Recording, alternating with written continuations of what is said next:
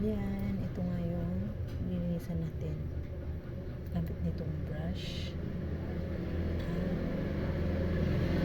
Itong baking soda. Yan. Ganyan lang gawin natin. Pero, kung kinakailangan basahin din natin para malinisan ng maigi itong dalawa.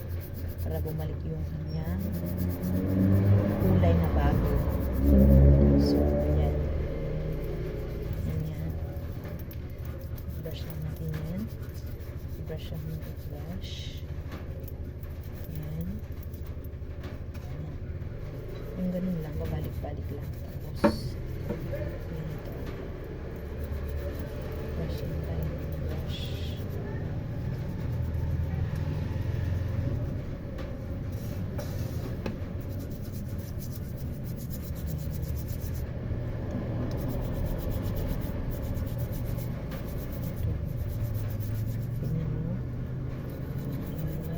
Siya sa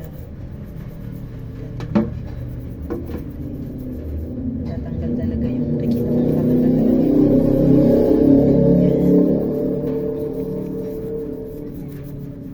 yan